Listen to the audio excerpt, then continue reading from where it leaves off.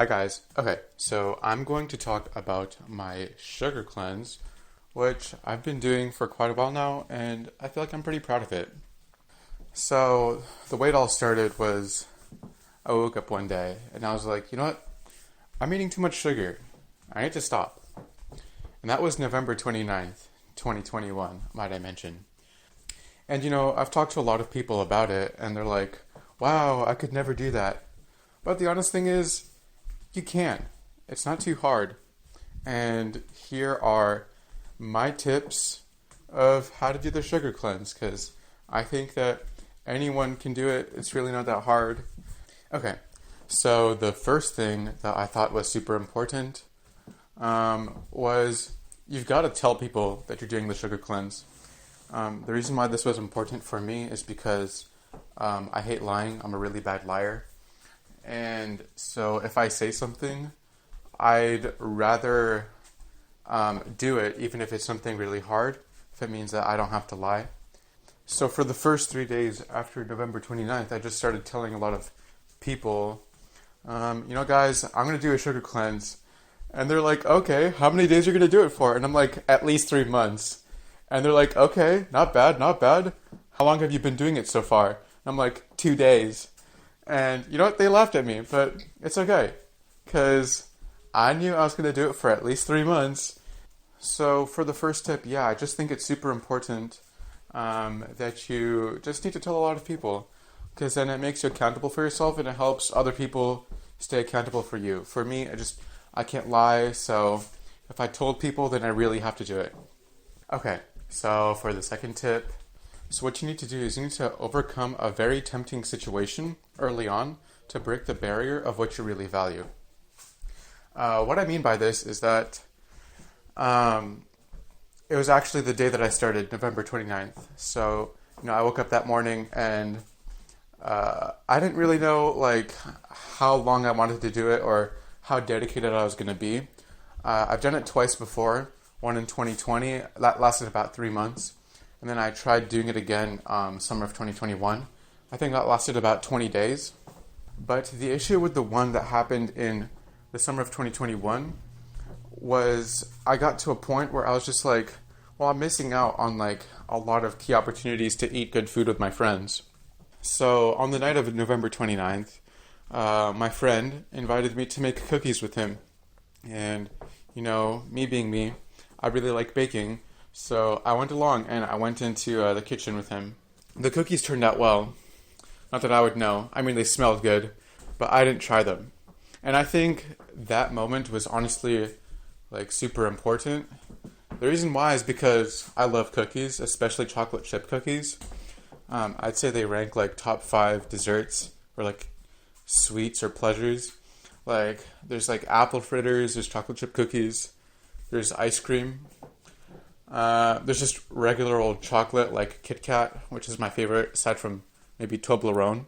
So I think it was super important because if someone asked me if I wanted to eat some cake or something, I'd be like, no thanks. Because, I passed up on a cookie, and if I can pass up on a cookie, I can pass up on something worse than the cookie. So it became a lot easier for everything afterwards. The third tip, it's that the more you want to stop, the longer you have to go. When I was tempted to eat Terry's chocolate balls, I think they're called, they're like orange slices, but in the form of chocolate. Just yesterday, I actually went into the grocery store again, and I saw it, and I didn't want it as much. The first time I looked at it, started drooling. Luckily, nobody saw it because I was wearing my mask. The fourth tip of what I think is super important is you actually have to set a clear limit of what you can and can't have. So I told myself from the start, I can't have chocolate, ice cream, candy, desserts, any of that. Another thing that I added later on was actually no snacking. I tried to limit myself to just sticking to my 3 scheduled meals. And I think it helped me build a little bit more discipline. So in the end, I think it worked out really well. The fifth tip is that I didn't start on a scheduled day because I think that a good lifestyle shouldn't be something special. It should just become part of your natural way of life.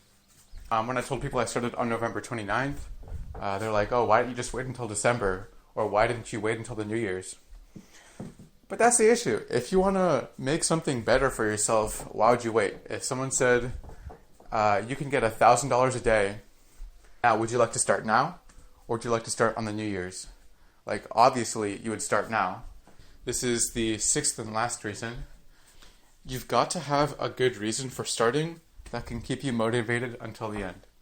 People will say they want to be healthier, but honestly, I don't think that would have worked for me, because being healthy, it's an open-ended concept. You can go into, oh, well, what's healthy? What isn't healthy? Well, it's really hard to define that. So then you may ask, well, what reason did you have? You know what? I actually had a pretty good reason. When people asked me, so why did you start doing the sugar cleanse? I said, because I felt like it. And they asked me after, okay, so how long are you going to keep doing it? And I said, until I feel like it. This may seem like a pretty bad reason, but when I really want to do something, I'm going to try my hardest to do it. And so simply saying I want to do it was enough motivation for me to keep this going for 4 months. About the third month, when I did feel like, okay, I do kind of miss eating apple fritters and ice cream, chocolate. I guess I did stay true to my word. I started because I felt like it, and I stopped because I just didn't feel it anymore. Now, you may be thinking, okay, well, that may sound like a good reason for you, but it doesn't really work for me. And to that, I'd say, well, yeah, everyone's different, so you've got to find something that you think you can hold on to, something you can't bend the rules to. For someone else, it could be maybe they can do something like, oh, if I can do this for 2 months, maybe you'll tell me your birthday. And you know what? I think that's actually a pretty good reason, because then you have to do it for 2 months and you can't break it. There's no bending to the rules either. You've just got to find whatever works for you. And that may take a little bit of time, but anything good takes a little bit of time. Okay, so that concludes my lecture part of the video. I would like to hand it off to my future self, the day that he can finally break his sugar cleanse. I hope you enjoy. Bye-bye. Hi guys. I'm finally going to be eating something that is sugar after 4 long months. Wow. Tastes like sugar. Wait, that's like really sweet. And so creamy, what the hell? Okay, that's it. Bye-bye.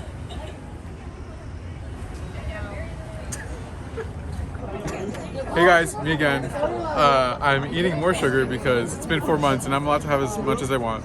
This is a creme brulee crepe. Oh my god, dude, did they put sugar in this? It's so sweet. What the hell? Wait, no, I can't, that's like way too sweet. Oh my gosh. That's cracked.